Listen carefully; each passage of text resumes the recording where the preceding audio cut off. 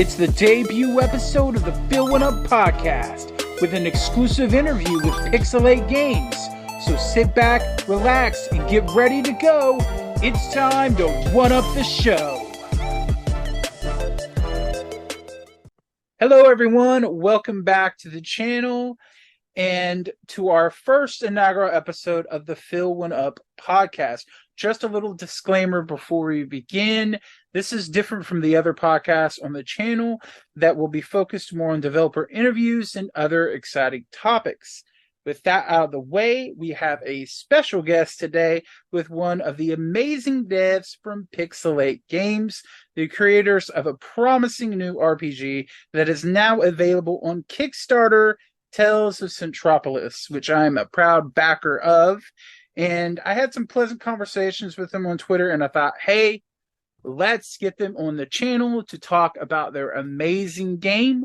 So without further ado, sir, please introduce yourself, your team, and tell us about this wonderful game that you've been working on. All right.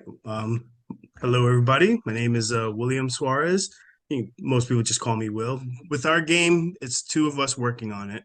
So most of the time, I've done some games in the past, and most of the time I've done art stuff. But in this game, I actually just been doing the programming and all the dev part of it. So, but my cousin Edwin, he's excellent artist, and he has been doing all the pixel art. And what's really, interesting about, Tales from Centropolis, originally it was designed to be a graphic novel. So in the beginning, he's a comic book artist. He's, he does cartoonists and everything like that. So originally the idea was this was going to be a graphic novel.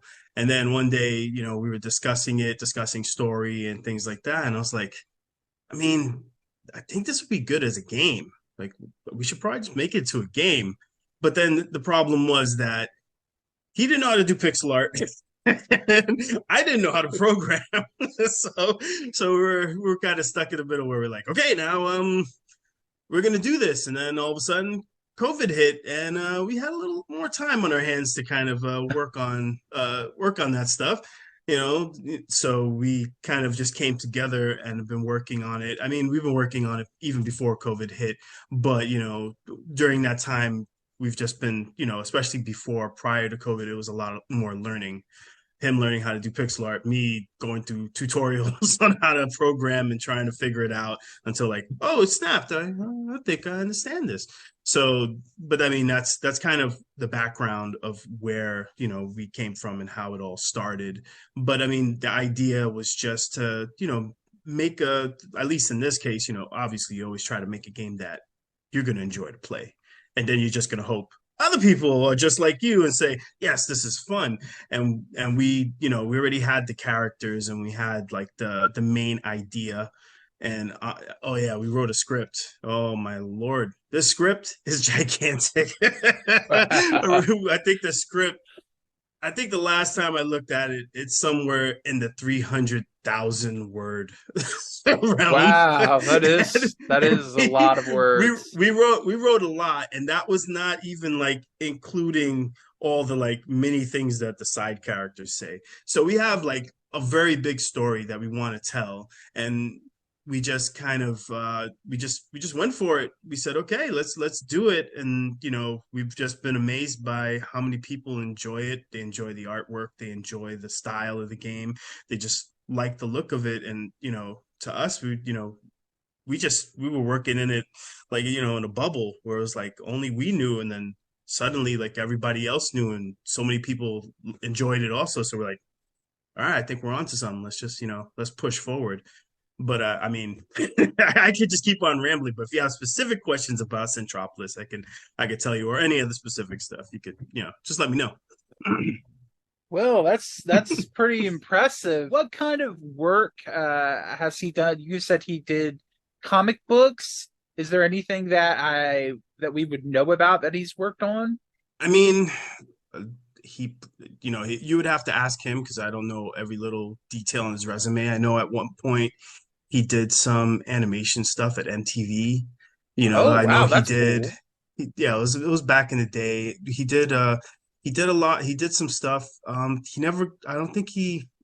I mean, like I said, as far as I know, I don't think he ever went into like, the mainstream comics. It was more side, smaller comic book companies that he was working for and doing stuff for. He also did a lot of, artwork and, eventually now he does UX design and front end. He's a front end engineer for websites and stuff like that. So, he does a lot of, he knows his stuff when it comes to art and UI and all those type of things. So he has a really extensive background in it that honestly I can't tell you everything on his resume because some of the stuff he did I don't know. I don't know about. I mean, and then when it comes to me, I did, I went to school for game design actually, so I learned game design, but that also included 3D modeling, that also included doing lighting, rigging, animation. So I kind of got the full gambit of every little thing. The only thing that I never did before prior to this project was coding. Like I took some classes and it just never clicked in my brain how to do it. And now it's something that I'm like, oh, I don't understand why I didn't understand it. But it just takes that, that switch to kind of go off before it finally just all makes sense. So, at least my advice to other people is if you're looking at it, you're like, I don't get it, you will. It's just, it's a matter of just a lot of practice, unfortunately. So you're like a jack of all trades. That's pretty cool, and Oh, I think it's awesome that your family and you're working on this game together. That makes it even more special. Because that's just so cool. Like that's awesome. yeah, I mean, we've known each other our whole lives, but like for as long as I can remember, we've always been, pretty close. I mean, out of most of our family, we're pretty similar. We have the same interests. You like to draw, I like to draw. We had the same kind of interests in movies. We had the same interests in games. So it's kind of like me and him were very close. Like to me, I don't have any older siblings, but he's like my older brother. So we always just got along, and it's just, yeah. I mean, it's good and it's bad, of course, because you always know how we have, if we have disagreements, at least we could get over it a little bit easier because we're Yeah. family. It's not like one of those disagreements where you're like, that's it, the company is done, kind of thing. Like that's it, you're out. It's like you're out of the will, kind of thing. It's like now, like we've known each other for so long that we kind of know each other's temperament, and we're kind of like, uh, I could call bullshit on that, and the other person would be like, all right, maybe, yeah, you're right. And if we don't have like some of the barriers that you would if you're just working with someone that you're not quite so, used to. So it has that benefit, the respect, and also just like we want each other to succeed. So at least I know he has my back and I have his back. So it's kind of nice to know that the other person isn't going to kind of screw you over. Yeah, yeah, It's like, because oh, I did there's all this work. yeah, You're there's done. there's there's so, definitely probably a lot so of that going on in the industry, yeah, and in all industries really. There's so many people that want to take advantage of somebody else and use somebody else to get ahead, and I'm just yeah, not for that. I don't like that. I work for Premium, and everybody on that team is just so amazing. We are all working together to grow together and support one another.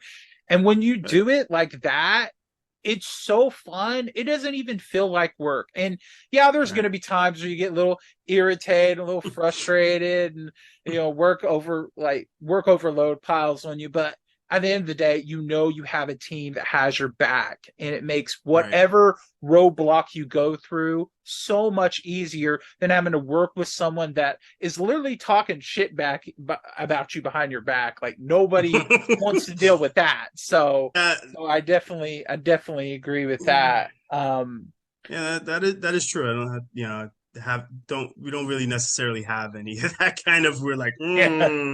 it's just like, all right, well, I know who he is, he knows who I am, and we just do our thing. We have our strengths and we do it. So I wanted to talk to you more about the game. Sure. How long have you actually been developing and working on this game? And what are some of Ooh. the inspirations behind this game? So originally, like I said, it was, it was meant to be a graphic novel. So a lot of the story and a lot of the premise of the game, that definitely came from, Edwin. Like he kind of had the initial idea. I can't actually put a date on when it started because if we're counting the graphic novel part, he was working on that for a very long time. But to make it a game, I would say it was sometime around 2017, if I'm not mistaken, probably about five Wow. years ago or so but then, like, as I said earlier, he didn't have the pixel art skills. I didn't have the programming skills. So it took us about a year or two of just, honing those skills before we were really able to dig in and go, okay, now we're going to start making a game. Because even in the beginning, we tested out a couple of different engines. Like right now, we currently use the Unity engine. In the beginning, we tried RPG Maker, and Oh, then it wasn't. wow. Yeah, no, I No. mean we've tried. We tried RPG Maker. It was really difficult to customize it. We didn't want to have a game that kind of looked like everybody else's game, and it was going to Yeah. be different. And it was like it wasn't working right. And then we also went into like Game Maker. We tried Game Maker for a little while, and then it just kind of like at some point, at least me, I figured out that it's like I'm gonna have to sit here and learn how to use the game maker code no matter what in order to like do this properly. So why am I gonna just stick with the game maker code? I might as well, let's just jump into Unity and do that. And I had used Unity for a project before that with a couple of my friends that we started our own little game company. Also, tried to start it, but it didn't pan out in the long run. But we made a game, and we made a small little game that was on the App Store. It didn't really do too well. We didn't do any marketing, so obviously it wasn't going to do too well. But we were just focused on making the game, so we made it. We released it, and it was done. But I had learned how to use Unity. I learned how to do that. And because of my other skills with 3D programs, I kind of know how to get around and, deal with any of those kind of spaces. So then once we hit Unity, I think it was probably sometime around 2019 ish. And then that's like then COVID hit, and then we had a whole lot of time for practice and building maps and getting really good at figuring out the workflow. Like that first couple of months was just workflow. Like what's the best way to make the scenes? What's the best way to get this to work? Like how do we, how are we going to do the lighting? So I had to come up with different lighting rigs to figure out, does this lighting look good? No, try again, then try again until we got something that was like, all right, now that looks like the way, that looks like the work that you did that was like just a concept art that was done in Photoshop. So it was quite some time. And then, in between there, writing that ginormous script, and then also, just kind of, building on skills little by little. So I would say probably 3 years of really really solid development on the current system, using the current stuff and actually knowing what we're doing. Uh, But way longer even before that, where it was just like, how do we do this, does this work, and then scrapping everything and then restarting. And when I say restarting, I mean complete pixel ooh, overhaul, all the tile sets redone, just trashing everything and just saying, oh, okay, like we had another UI that was completely different. I mean, the UI was completely different, and it was a cool idea, but it was cluttered and it didn't make sense. It wasn't very intuitive, like to look at it as a player. So we said, we tossed it. And then it was like, okay, you mean I got to do this all over again? It's like, yeah. And now we're going to change how we do it. It's like, oh oh my man. God. So, there's a lot of things that were built that were removed, and not because not because the things didn't work. It was more because we felt in a way that, we wanted to make the game a little bit better, but also, there's only two of us, and some things just would be too difficult to maintain just with two people that were like, how much work it's going to be to do this? And we just had to find the best ways to streamline and make it possible. But when it comes to like inspirations, yeah, I just remembered that was part of the question. So when it comes to like inspiration inspired by the old comic books. That's what we were initially, it was a comic. So we had heavy inspiration in comics. You'll see, even if you look at some of our older clips and you look at the things, like you'll even see like up at the top of the screen where it comes down. Meanwhile, like those things will pop up in the game. You're like, oh, okay, I can see the comic book reference. All the characters have like little comic book bubbles and things like that because that was the inspiration. So, he went more towards the EC comics. So more of those older, Silver Age, Tales from the Crypt, Dick Tracy, like those type of comics, that type of those were great. style, dark, moody, not anything that's kind of like, not so much superhero the way that we see it today, but more, classic kind of stuff. And then, of course, because we were making a detective story, we went more, dark. We wanted to go film noir. We like a lot of movies, a lot of action stuff. So the detective is talking to himself a lot. Man, this dame over here, she's kind of hot, or whatever. It's like, like we've seen so much weird stuff that it's like, okay, yeah, this is kind of funny and kind of cheesy, but we're kind of learning to embrace the absurdity, because at certain points we're like, what, the game should just be fun, and we want it to be interesting. So, we went that route. But then when it came to game mechanics and trying to figure those things out, we wanted to make it an RPG. So I've been playing games all the way since, the Atari 2600. We took from the best, the SNES kind of era Final Fantasy games, because they're pixelated and they're, most of them are just really great games that still hold up today.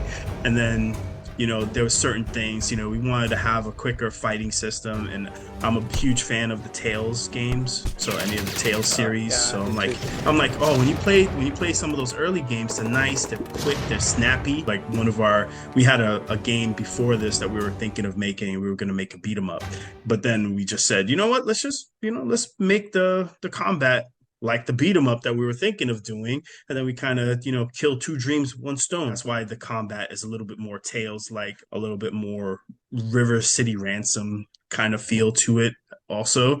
And then a lot of the things, like we take a lot of inspiration from a lot of different games, even more recent games. Eastward, they have a really cool art style. We really loved like the color shifts in the environment, and how everything kind of, like every environment looks like something that you could just take a screenshot from and say, that's pretty damn cool. And so we want to go for that. We want to have it where you don't walk into a place and go, It's like, no, the lighting has to be, nice and pretty and playing on the dark and light of the, the environment or the city, or even just the feel of being cramped. Like if you notice that's one thing about our game that's very different from everyone else, is that the city doesn't feel open.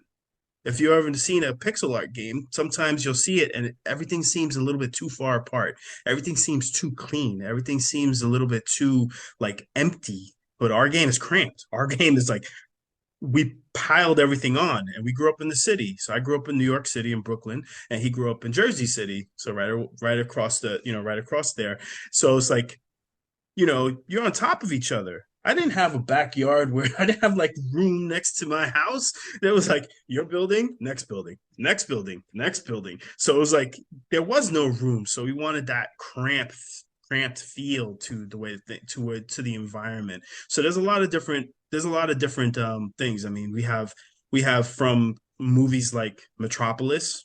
Not sure if anybody has seen that. It's a very old movie, but check it out. It's pretty good. It's kind of hard to just pick one. So we took from a lot. I'll end it there because I could just keep on going forever. Well, it's a very in-depth response, but that's awesome. I mean, there's so many cool, fun things going on in this game. Another thing I want to talk about is, what about the music when it comes to that? what did you settle on? What did you know you wanted to do for the music? Did you guys do the music yourself, or did you have somebody else do that? I'm just curious about the N- music. Oh, we are not a musically inclined family. We have a couple of people that might play an instrument or two. I tried to learn, didn't happen. So we knew that music was definitely something that we were going to have to, get help on from outside. And, in the beginning, we didn't really know. And if you see some of our earlier clips, like most of the clips for most of the time had absolutely no sound at all. And then at some point we're like, all right, we gotta add some sound. So all of a sudden I had to become the sound engineer for a short while and try to figure out how to do that, how to implement it. And then but none of us really know music. We were using we like there's little radios inside the game where you could turn them on and you could turn them off. And the cool thing is that actually it'll remember if you turn them on.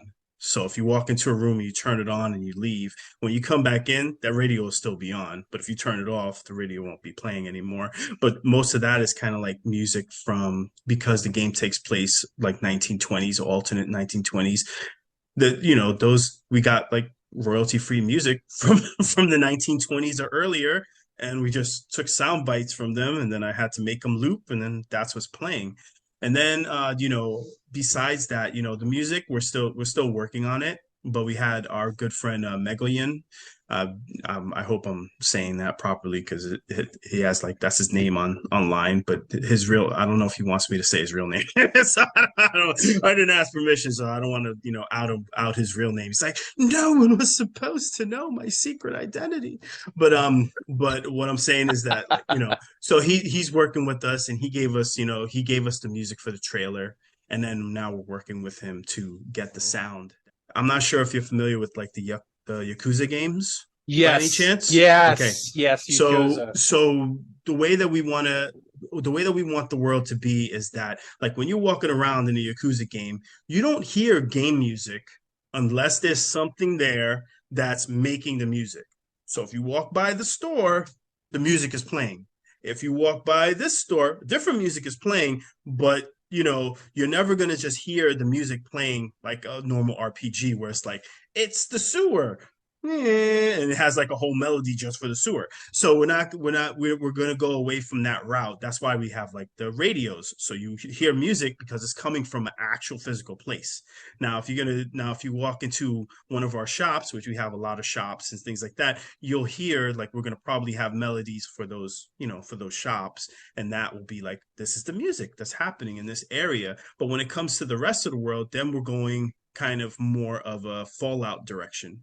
You're going to have music, but it's not going to intrude on you. It's going to be a little bit more ambient, a little bit more low key, still have kind of a jazzy sound, but not something that's just always in your face, playing in a loop, constant, like, oh my God, because sometimes, after a while, it's like, all right, I know the song. I know the song, guys. Enjoy the environment, explore. If you hear music, then that means there's most likely something there. Find it. There's something that's playing that music, so you have like a cue that's like, oh, I'm next to the store. The store is close, or hey, that's I know that there's a radio somewhere, and where there's a radio, I don't know, maybe there's someone playing the radio, so let's go see what that guy's deal is. So something like that. That's pretty cool. It seems like y'all put a lot of work and idea into all of this. Now, when it comes to the scripts, and I know I was a bit cheeky about this, and I was like, hey, Yeah. I did some voice acting. You need some Yeah. voice actors. Here's your guy. Right. I like to do I do some of those fan dubs for like Dragon Ball Oh, projects and nice. stuff. It's pretty cool. So I'm like, Okay. yeah, let's do it. And you're like, oh, it's like, how do you even pay people like that? And it's like, pay? I do it for free. It's being a voice in a video game. Let's go.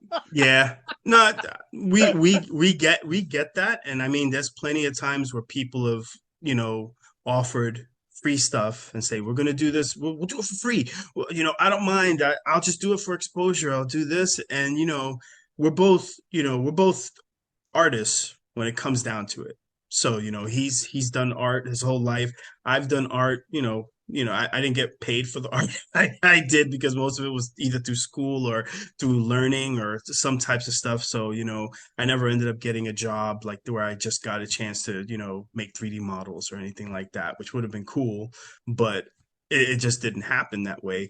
But I mean, when it comes to that, it's kind of like we have a feeling that's like, your time is valuable, and we just personally would not want to put someone in a position where they're doing something for free, because everyone should be compensated for their time and what they're doing. And if you're working, even if you're working to try to better yourself and get good at it, I would feel a lot better if I'm paying you something. Maybe it may not be the top dollar that you could have made at a company or whatever, but at least we agreed upon a price and said, yeah, this is, if this is what you're willing to do for this price, then we'll go ahead and do that. But doing it for free, we have some qualms about that, because I mean, as an artist, everybody's done it. I mean, I've done some stuff like that, and then at the end of the day, sometimes you're just a little bit bitter and like, damn it, should I ask for more? Who knew it was gonna blow up?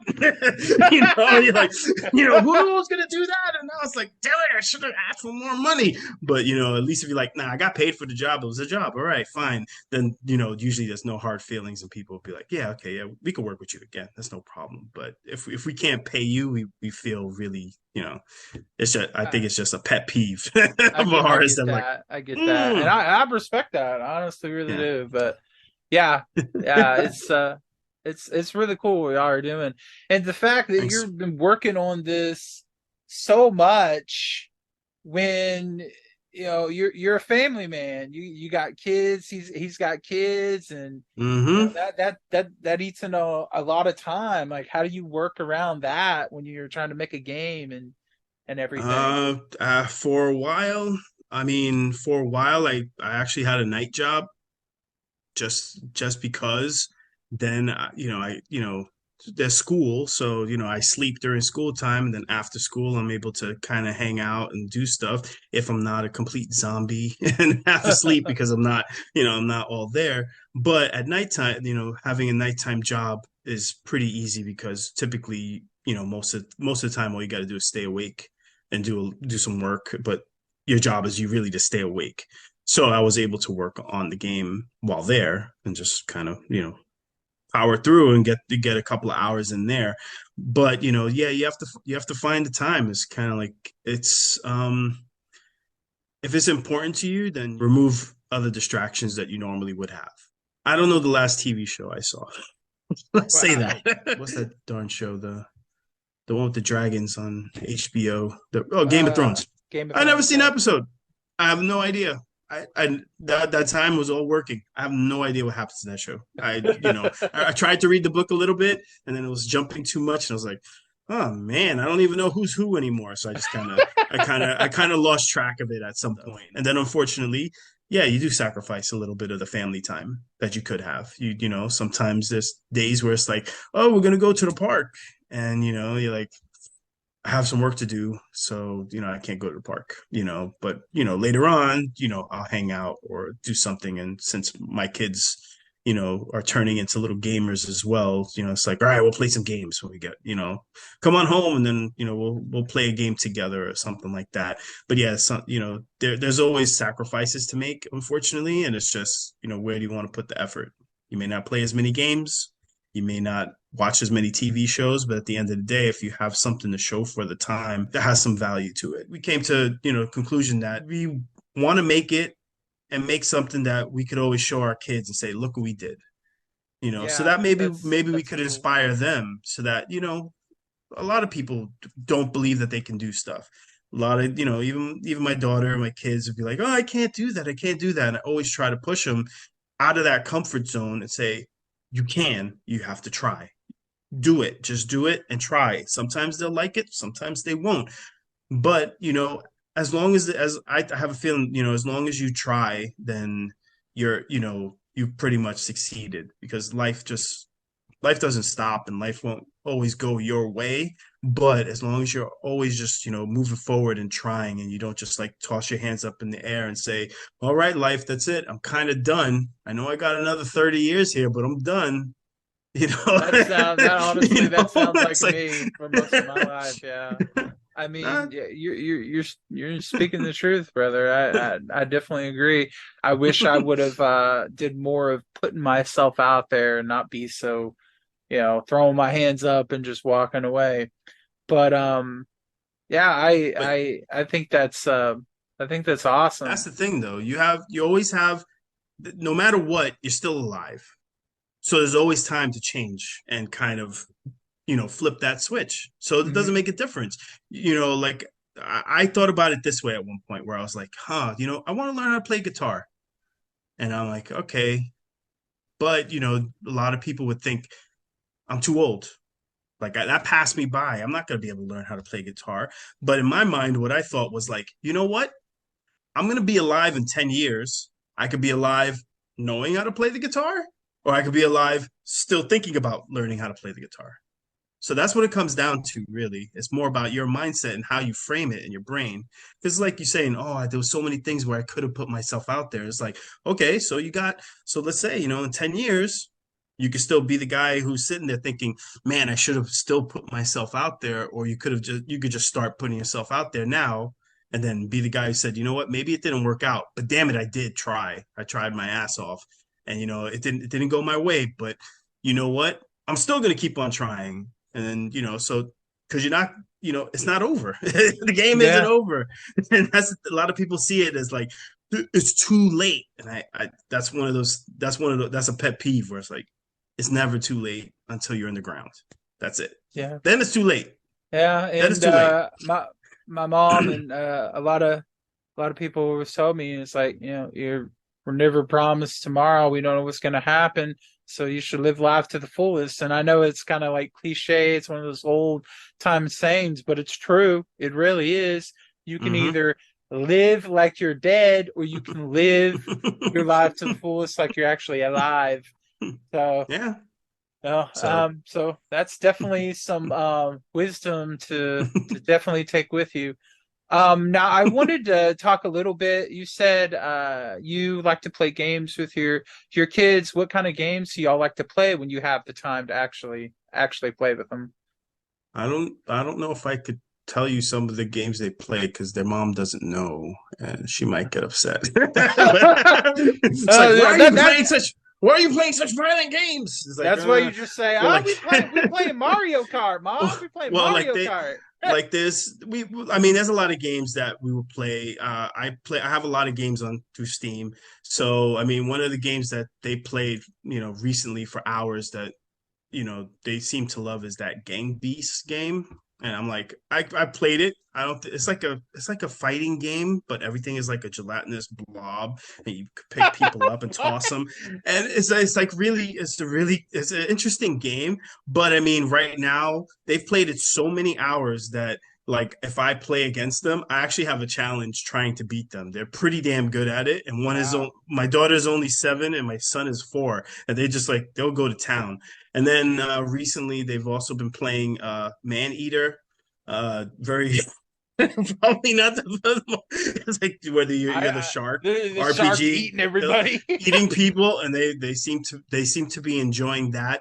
But a major one but we've played through almost probably most of the Lego games. They like those, and that's at one point I didn't even have to like play to system. It's kind of like, okay, you want to play, Avengers, Lego Avengers, go, and they're just like they could play through it on their own and figure it out. Where I'm like, oh, all right, good job. My wife won't agree, but I'm like, yes, that's how I started. But they definitely play through those. And then there's a lot of games that they'll sometimes just watch me play because they're not as coordinated yet, but they want to play it as much as they can. And they've seen me play through the Yakuza games.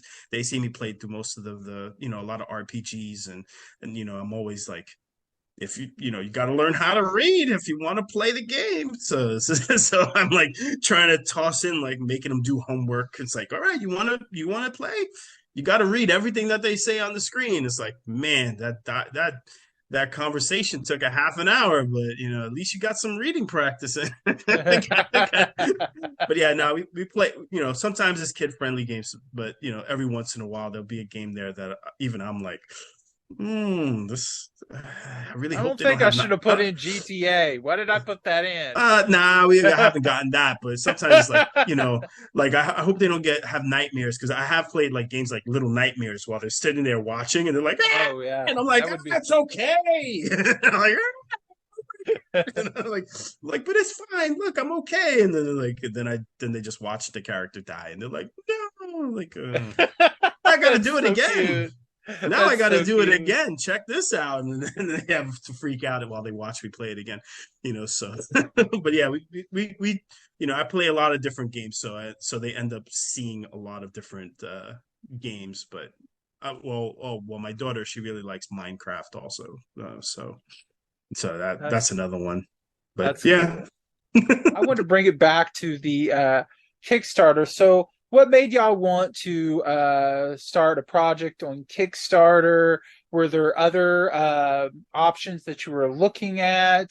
And just tell us more about the Kickstarter rewards and some information you could provide. Sure. So we wanted to do the Kickstarter mostly to get the process expedited, more or less, because there's only two of us. There's only so much that we could do. There's only so much time in a day. So, we wanted to try to get the project out there as quickly as possible, and having more of a budget would allow us to kind of hire some people to be able to, push this project, to completion a lot quicker. Because, when it comes down to it, if you even read on the Kickstarter, we're pretty determined to see this all the way through to the end. We don't have any like thoughts in our brain of like, if the Kickstarter isn't successful, we're closing up shop. It's like, no. We like the game, we like the idea. We can see that there's a lot of people that like the idea also, but we're not marketing guys. So maybe we didn't market properly. Maybe we didn't get that. So it's okay. It's okay to fail, and we're just gonna continue going onward. We're positive, and we're trying to stay positive and be, we're content, and we're really happy that a lot of people have pledged and are so generous.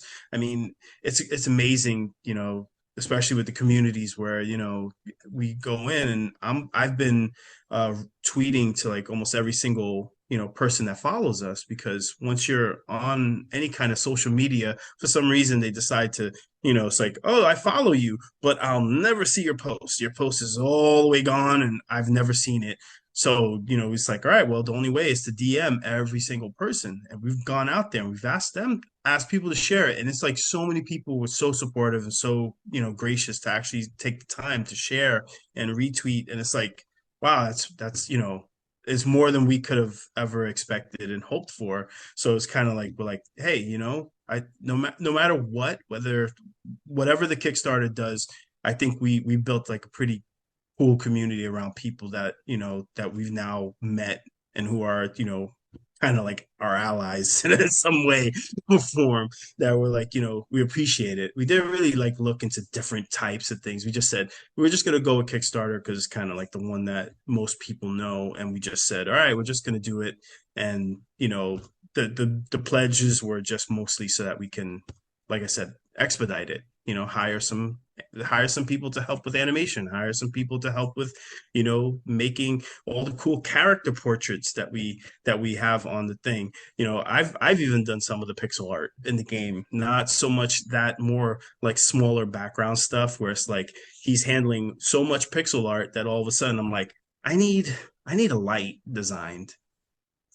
I don't want to bother him. I'll make a light. So I just make a light. It's like no biggie. And then after I'm done, I'm like, does this light look good, before I put it in there to make sure it fits with his visual style. And it's like, yeah, that works. Okay, boop. Now, hey, my light is in this area. Awesome. But yeah, it's more or less like those type of things. And the Kickstarter, the way that we wanted it was, we wanted people to feel like you get to kind of contribute to the world. So if you notice a lot of the Kickstarter rewards, that a lot of them are design rewards where you are actually helping design parts of it. So you could actually say, like, this is my district, so I get to name what the district is. So you could kind of just have, like, a dedication to whoever you want, your dog, your cat, your mom, your dad, who, yourself, depending on who you want. So you kind of decide what the name is. You decide what kind of points of interest are going to be in your location. What kind, you can name those too. You get so you're like kind of crafting your own little environments, but it's going to be a part of the gigantic environment that's there. And then in our world, there's a lot of companies, so you can make your own company. And now all of a sudden, he's like, I have a nice idea for a product, and that product will show up in the game, and you'll see billboards for the product you made. It's not a real product, but all the players will run around and see your product. And if somebody was like, you know what, I want, as long as you don't break any copyright laws, it's like, my company is called like Pepsi or Coca-Cola. Is like, yeah, Phil1Up sodas. like we can't do that. Like, yeah, you could do that, like a 1-Up soda. And then all of a sudden you'll walk around and you'll see 1-Up soda and just on a sign. I just have my big ass face right there on the can going, hey. But that's the thing. We also have some where you can make yourself part of the game and be characters in the game. So like, oh, now you might be a suspect in one of our cases or something like that. And you're like, oh, you walk up to you got your name. It'll have your portrait, however you want it to be portrayed. We put that up there. And then that's your, so it's like, it's all a chance to kind of put a piece of yourself into what we're putting together. So it'll just feel like everyone has a little bit of ownership, especially if you're putting some money in. So it's like, now not only did you put some money in, but even in game, people can see, the little pieces that you contributed. So that was kind of more or less what we were thinking of, having the ideas behind most of those rewards and, for the pledges and things like that. So yeah, it's pretty cool. I like rewards like that where you can actually see something like that in the game, and it's pretty neat. It's really cool. Now, as you know, my channel is Phil1Up Collects, and I collect a lot of stuff back there. Mm-hmm. And would you ever one day want your game to have a physical copy? I know you're working towards to possibly put it on Switch. Would you ever want that one day? Like, if you could have a physical copy of your game, would you? Yeah. Yeah, definitely. I mean, definitely. I mean, that's not, of course, but unfortunately, all of that, costs money. That as being just two of us, it's money that we don't really have at the moment because we have to live. Hey, Yeah. Novel thought there. It's like we have bills, we got families to feed, and we have all that stuff. So we don't have a Daddy Warbucks that might kick the bucket and give us a wouldn't that be a nice lump sum. I mean, everybody's in that thing. But I mean, it's also it's something that we feel is important. So I mean, and we are also willing to like save up to kind of make some of the things that we feel are like, yes, this is something that we really believe in, and we're going to go ahead and, save up. But unfortunately, the problem is that, the amount that we can save up means that it'll be a long time before anybody really will be able to see those type of things. And that's just, that's just the downside of it. There's nothing that we can really say. We can't really say like, it's like, I'm saving as fast as I can, guys. But, it's just, it's more or less one of those things that, it has to be accepted for what it is. It's like we can't change the world to the ideal way that we want it. We just have to kind of see what we have and do the best that we can with what's in our hands at the moment. So we're doing that. We're making, we're making a pretty, extensive game that, probably two people shouldn't be making. I did want to ask, how long, like runtime wise, to complete the game, how long do you think it would probably take someone? Oh my goodness. I mean, originally we were like thinking something like, yeah, let's make a game that's like 10 hours. And then as we started developing the story, and as we started developing stuff, because we were like, you could beat like a Chrono Trigger in 15 hours. If you play it straight through, it's like 15 hours is a good like a good base thing. But I mean, honestly, if we put in all the side stories, all the complete story that we have, I mean, this game is huge. It could be easily, it could. I know definitely 50 plus, as far as I could Woo! tell. Wow, that And is that's a but very that's big game. no, the game is huge. The game is huge. Like right now, I mean, I'll be honest. Like right now, what you've seen of the game is kind of like your starter city.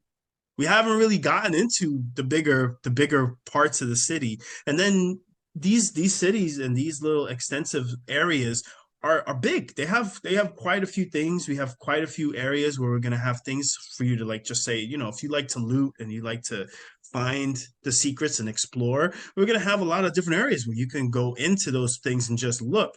But then when you start factoring in battles, when you start factoring how long those will take, it's like, yeah, even if a battle takes like 30 seconds, you have 1,000 of those. That's a lot of freaking time. That's a lot. That's a lot of time to just like, oh, that's an added like 5 hours right onto the game that you weren't even anticipating. And that's for like the guys that aren't even difficult to fight. At some point, we might have to look at it and cut back, because it's just Yeah. the story is huge. Like I said, like I was telling you, it's like 30,000 words, and I'm not even like exaggerating.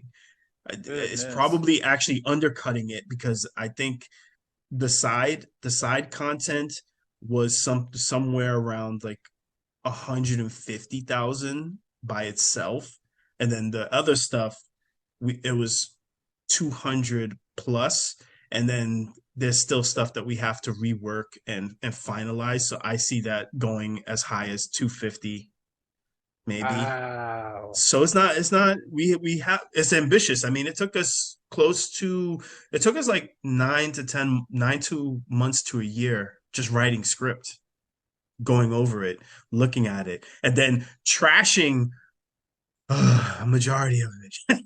Because we rewrote Wow. it, because certain parts were like, all right, this is too cliche, let's change it and try to make it more interesting. And then it was like, all right, now we have to change this, or this doesn't work anymore because we changed this one part back here. Now we have to change this part because it doesn't make sense. And then you have to rewrite that whole section, and then you have to rewrite the next part. So it's one of those things that, you know, you think it's like a little chunk, but when you just mess with one thing here, like all the way down here, nothing makes sense and has to completely be rewritten. 50 hours right now is probably like, if you did all the side missions and you did all the content and you like explored everything, I'm thinking like 50 hours, maybe a little bit more than that is right. If you're just going to go straight through the story and blaze through as quickly as possible, maybe you'll get a good 25, 30. But it's definitely not. I don't see it That as that being. I don't see it as that's being still that much. extensive. That's Yeah, extensive. and that's for a two-guy team. So that's why we need help. Yeah, I'm more yeah. And like, hey, that's why I wanted to do this interview with you, to put some spotlight on this game. I had no idea it was going to be that long. I thought it was going to be, maybe a 20-hour game, but 50 hours with a oh, script that big and so many puzzles and cool little mechanics and RPG features and looting and just all kinds of cool stuff in there. This game is going to be yeah. I awesome. mean, as it is right now, that's definitely probably what it would be. But if we want to release it sooner, then as I've been saying, some stuff has to go, and some we have I to we have to mean, chuck some stuff aside. So that's unfortunately, that well, that's always a possibility. Many games will do that, where it's like, oh, we have to get rid of this, or we have to get rid of this thing, we have to get rid of or these they'll end up story making a things. But DLC later on or something like that. Yeah. right, but I mean, as of right now, if we just went directly off of the script, like 100%, I foresee that it would definitely be pretty close to that higher limit. No doubt in my brain, because I'm looking at it, I'm like, and then I play another RPG, and I'm like, man, this is taking a lot longer than I thought it would, like for a simple mission. And then I kind of translate that over to like what our missions are. And I'm like, holy crap, this is like, we could really, it's going to take a long time because, you're doing, detective work. You're going to be doing, you're going to try to find clues, but then or a lead. And then, you have to go and track down those leads, figure out where they go to, or which person you have to talk to next. And then when you talk to them, they might not have the answer, or they may have the answer. Or there they might be may some try to kick you in the ass. exactly. So it's like there may be some red herrings in there, which they just lead you to nowhere. So you literally you got to be like exploring and looking for stuff. And if you pick the wrong route, who knows how long it's going to take you. Plus, the world is kind of cool, so I'm hoping that people will just like to walk around and take a look around anyway. So yeah, it's really awesome. yeah. So yeah, everybody, please go check out the Kickstarter. How many days do we have left on the Kickstarter? Do you remember? I I think it's believe 30 it's something. 30. I think it's like 36 or so, like We have 35, like 36, 36 somewhere in there. days of the Kickstarter at the filming of this video. I hope to get this video out within the couple of days once I edit it and everything. But I know So this 30 video is, days, one yeah, month. yeah, yeah. I That's want to wild. how far are we on the Kickstarter? Like how far as the goals have been reached so far? Right now we're about like only 20% funded, Yeah, actually. 20%. So yeah, So so we're everybody, at 20. please go Yeah, check out the Kickstarter. This game is going to be really, yeah. really awesome, and I think you'll really, really enjoy it. Before we end this, is there any parting words you want to say, or anything people can find you on, where to follow you at? Of course, you could always go to Pixelate Games or Pixelate Game, like at Pixelate Game. I believe that's the one for our Twitter. We have the Instagram. We also, that's also Pixelate Games. So if there's any kind of Pixelate game that we pretty much took it. I think we have it on TikTok. There's also Facebook. We kind of grabbed as many of them as we can. But but yeah, like me personally, you probably might only see me on Facebook. You could either find me through just, my name, William Suarez, or also through my personal training business, which is, Willpower personal trainer. The only thing that I would say is just, thank you for to everyone who has helped us. Thank you to everyone who's, supported us, whether it's, families, friends, or even just perfect strangers that, are more than accommodating to just send out a retweet. We really, really appreciate all the help. And, we can't wait to get back to getting back into game making mode and out of marketing mode. I'll just say that much. So that way we can, make some, more cool stuff and really expand the world and make things way more better. Cause we have just so many ideas that sometimes it's hard to, get them all down there. So, but if we do, then you guys will be in for a pretty wild time. Sounds good. Sounds good. Well, I want to thank you for joining this podcast, and I want to thank everybody for Thanks. watching. If you aren't subscribed to the channel, please consider doing so. That's how you one up the channel. And if you are subscribed, like, comment, share this video. Please help share the Kickstarter. I'll have links in the description down below so that you can check it out. And until next time, happy gaming, and let's all one up our collections together. All right, everybody. All right. Bye. All right. Bye.